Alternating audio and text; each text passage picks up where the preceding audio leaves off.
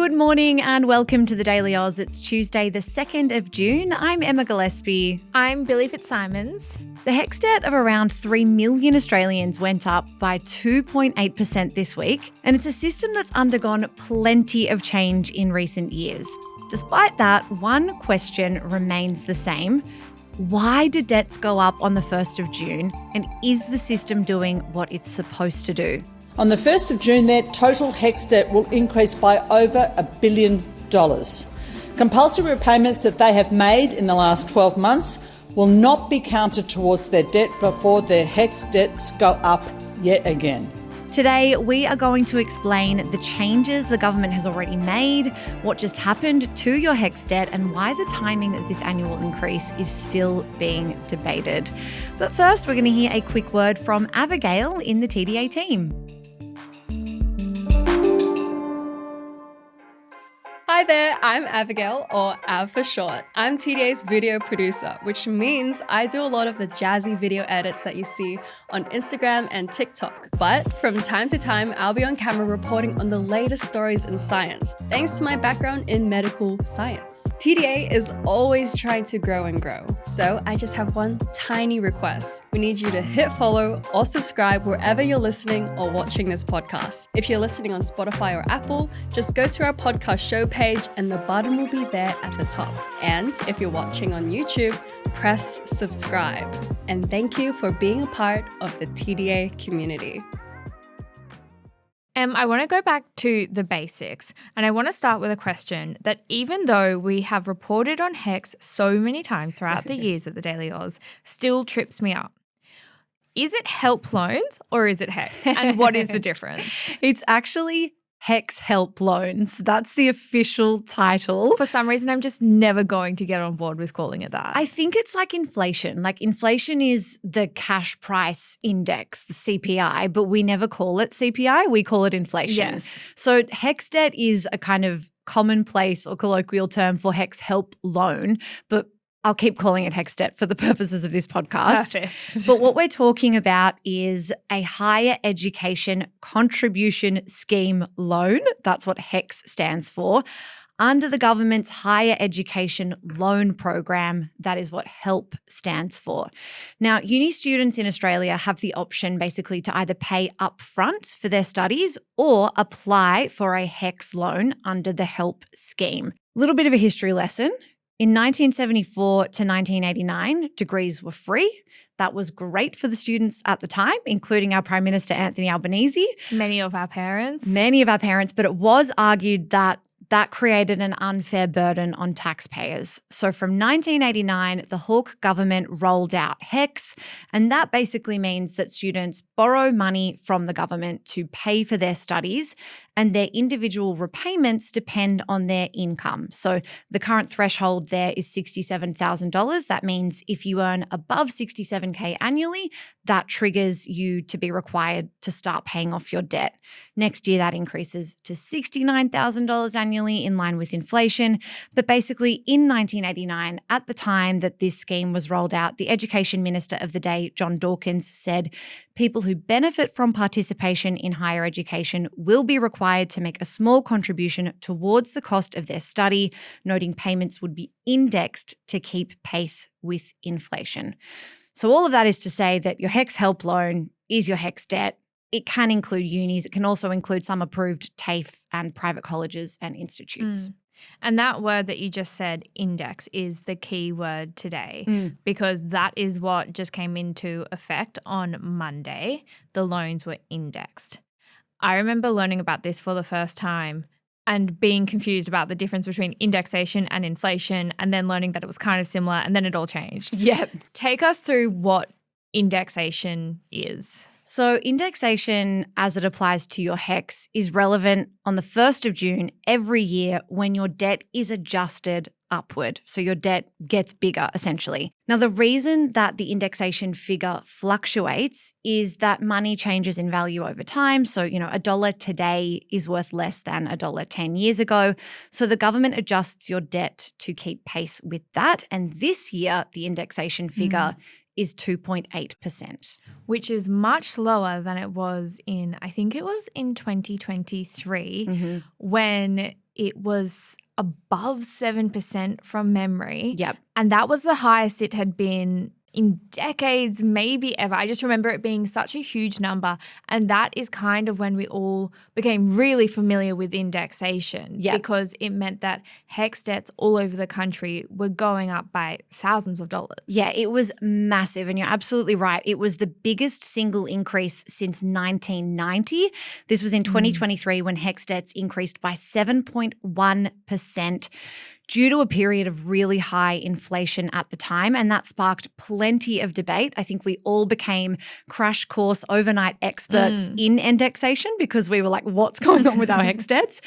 Now, that ended up triggering the government to pass legislation to address that challenge of high inflation, and it ended up tying indexation to either the rate at which wages increase, wage growth, or at which prices increase, inflation, whichever is the lowest of those two. So the idea now is that your debt can't grow faster than wages are growing. So after the government changed those rules, we then saw indexation lift to 3.2% last year. Now it is 2.8%. That's the lowest indexation since 2021. And it means that yesterday, on the 1st of June, a $30,000 HECS debt would now sit at around $30,840. So that was a change that was actually recommended by the 2024 final report from the Australian Universities Accord. It handed down several recommendations, and one of those was to overhaul indexation to be fairer for students. I think a lot of people listening to this will remember that last year the government announced that it was going to cut HECS debts, I think by 20% from memory, and that would apply to all HECS debts. And that was happening outside of indexation or anything else. They were just cutting 20% of HECS debts. Yeah, so that was triggered in part of the government's response to that 7.1% indexation. So we saw legislation change to how indexation is calculated, but we also saw this $3 billion of student debt wiped nationally. So we're talking about, a one-off initiative with that debt clearing versus an ongoing change with how indexation is calculated. Now, the government did this through legislation. That discount was applied to individual balances, and it was rolled out from September 2025. So, for example, a $25,000 debt was reduced by over $1,000 under that discount, and the government also raised the repayment threshold. So remember I mentioned that you have to be earning $67,000 a year before your mandatory HECS repayments kick in. That was $51,000 before last year. So the debt still gets bigger with indexation every year, but the salary at which you have to meet to start repaying it has lifted. And that minimum repayment threshold, that now applies to everyone, including those who started uni this year. Yep. But the 20% wiping of HECS debts for existing HECS loans, that doesn't apply to anyone who started uni this year. That was just a one-off thing. Yeah, if you had a HECS debt in June 2025, you would have benefited from that discount. Yeah. And then what we're talking about today, the indexation, the 2.8% increase of loans today, that is all separate from those changes. Yes, exactly. It's kind of confusing because it's your loan went down by 20%, but now it goes up by 2.8%. And it is confusing to get your head around the maths of it all. Oh, super confusing. I guess the easiest way to think about it is there was that discount that was applied to your balance before last year's indexation. Yesterday's 2.8% is applied to whatever your balance was after all of those reforms had taken effect. So, for example, a $10,000 debt in July 2025 before the discount became an $8,000 debt in September. This week, that debt has now increased from $8,000 to about $8,200 due to that 2.8% indexation, if you're still with me. One for the maths nerds, the ones that like numbers. What we haven't discussed is the timing of indexation. And every time we report on HECS debts, people in our comment section talk about the timing. And I want us to explain it properly because it's super interesting. Take us through this timing debate. Well, the timing is being questioned by independent Monique Ryan. She is the MP for Kooyong in Victoria, and she's proposing to shift when indexation happens from June to November due to, I guess, what is a structural quirk in the HECS system and how tax and loans interact. Right now, indexation hits on the 1st of June, but your compulsory HECS repayments, the ones that are automatically deducted through your tax return, those don't get processed until after you lodge your tax return after the 30th of June. So what that means in real terms is that over the course of a year, your employer will take HECS repayments out of your salary. So you're getting paid maybe fortnightly, monthly, and you're seeing on your payment slips that there's money that's being deducted to go towards your HECS. That money doesn't actually bring your HECS debt down until after the 30th of June. So the problem here that Monique Ryan is talking about is that you are working down your debt, but you are paying indexation on money that should be bringing your debt down. What that means is when indexation is applied, it's added to a balance that still includes repayments you've already made during the year. They just haven't been formally processed yet. So you're paying indexation on debt that you've technically already started paying off. Does that make sense? It does make sense. It's a confusing quirk. So basically, the money that you see coming out of your pay slip every month or fortnight is basically just in this holding place where it's not doing anything. It's not earning interest. It's literally just sitting to the side until it's then deducted from your help loan or HECS loan on the 30th of June, at which point the increase for this week, that's 2.8%, that increase has already been applied to your loan. Yeah, you're being indexed on money that should have come off your debt. The case here is that, HECS debts aren't going down in real time, but we are repaying them every single month or pay slip or whenever it is. Yeah. So I think that moving that from the 1st of June to the 1st of November would mean that most people's repayments from the previous financial year would already be off their balance before the annual increase is applied. I'll use a round number here because I'm not good at maths, but let's say you have a HECS debt of $50,000. Between the 30th of June 2025 to the 1st of June 2026, you've paid off $10,000 of that. Instead of being indexed on the 1st of June on a $40,000 HECS debt, you're still being indexed on a $50,000 HECS debt. And independent Monique Ryan is arguing that that is unfair and is a flawed system that's not setting up young people for a financially secure future. And Monique Ryan is definitely not the first person who has flagged this. You mentioned the Australian University's Accord report that came out in 2024 before. I remember looking into that for the thedailyaus at the time, and it did talk about this timing of indexation and how it argued that it's not setting young Australians up for financial success. Yeah. And it said that it should be changed. And that was a formal recommendation to the government, which I don't think they necessarily formally rejected, but they definitely haven't implemented it. Yeah, they haven't implemented it. So there were 47 recommendations in that report. One of them was for indexation to be changed to be the lower of the two figures between CPI and wage growth.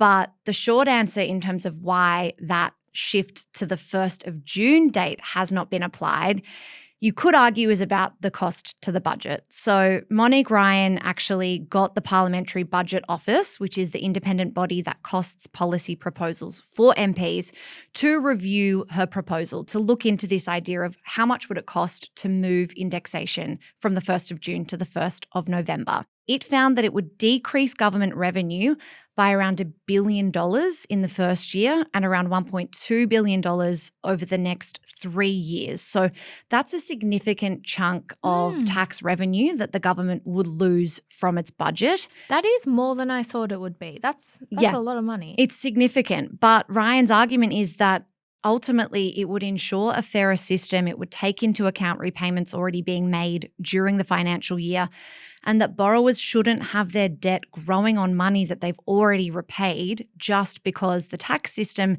hasn't caught up yet. So yes, it would cost money, but is that fair is the kind of overarching question here.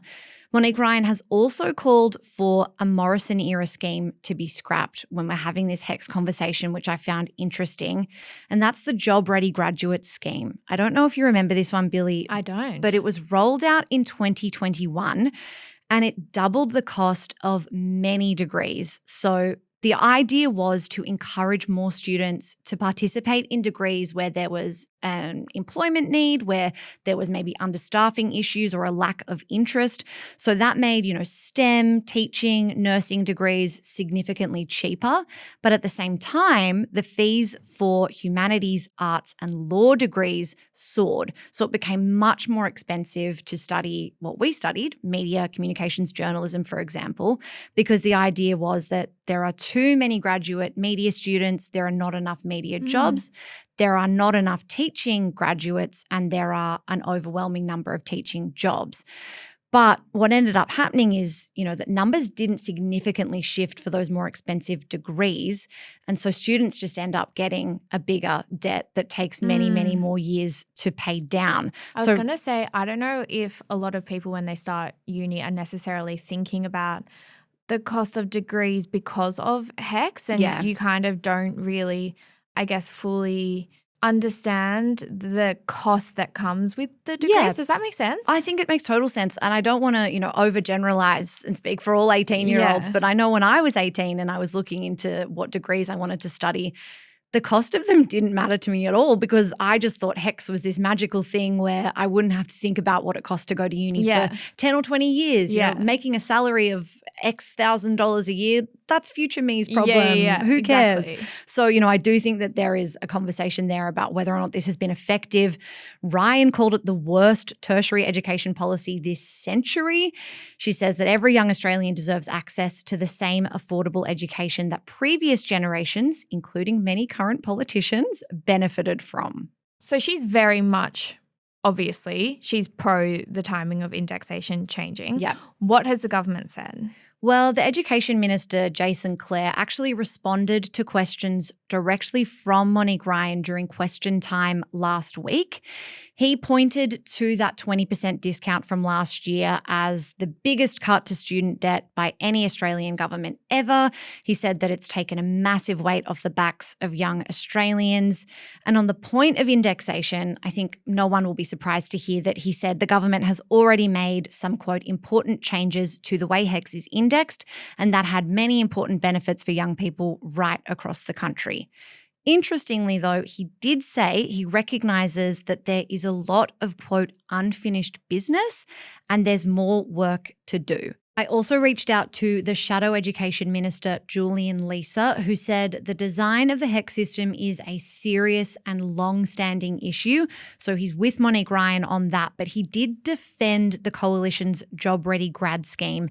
He basically said that it means we have nurses and teachers today who, quote, are paying far less than they were before. So the government is continuing to work through the Accord recommendations, and I wouldn't be surprised if we are sitting here in a few weeks or months' time, or certainly before the next election, and talking about the date of indexation shifting for good. And the Dailyaus will be getting that exclusive. I am manifesting it now. Manifesting hard, Billi. Thank you for taking us through that. Thank you. Do you have a tidbit? Because I have one. I don't have one. I'm so relieved you have one. Oh my God. Okay. I have the most exciting one. Wait, I will pause for the sting. Over the weekend, there was a concert in Sydney. It is called La La Land in Concert. And halfway through the concert... Do you mean La La Land, like the movie, the amazing Ryan Gosling, Emma Stone, Oscar-winning film? Yes. Yep. It was based on that. So they played the score, I'm pretty sure, at this concert. They played the score from the acclaimed film La La Land live. Yes. Yep. Yes. You are the musical expert here, so thank God you're doing this tidbit with me because I just got the vibes of the story and was obsessed with it. The story is that halfway through, one of the piano players in the orchestra was too sick to continue. Mm-hmm. And so the composer had to come out to the audience and say, is anyone here able to fill in? I believe it's called sight reading. Yeah, I saw this. The keyboard. Anybody like an amazing sight reader? You can sight read? Sight read? Okay. You want to join us? This is like the equivalent of being on a plane and someone going into a medical emergency and it's like, are there any doctors on the plane? Yes. Sight reading, Billi, and for anyone else, is just when you are a musician who has the ability to look at sheet music and just play it from your knowledge and talents. So you have to be Amazing. really great at reading music. You also have to be really great at your instrument.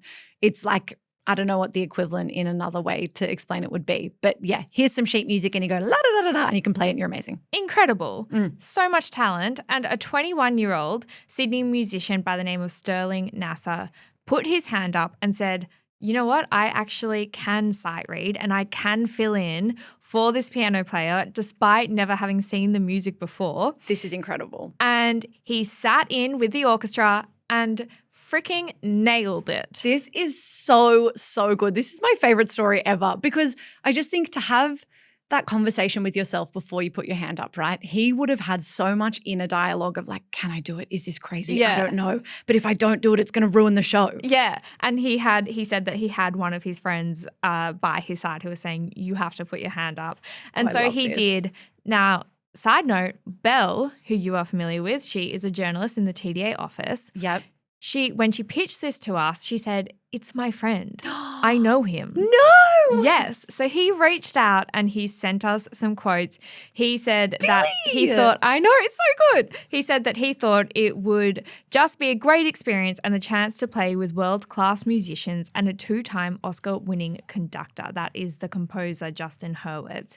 He also told Belle, I've never imagined something like that would happen to me, but I'm just really glad I could contribute in a small capacity to what was an amazing show and an amazing night. Oh my God, I'm covered with goosebumps. I know. My whole body. Wow. And I'm just sitting here dreaming of the moment that Taylor Swift is in concert and says, guys, I'm too sick. And I put my hand up and say, Taylor. And Billi says, the show must go on.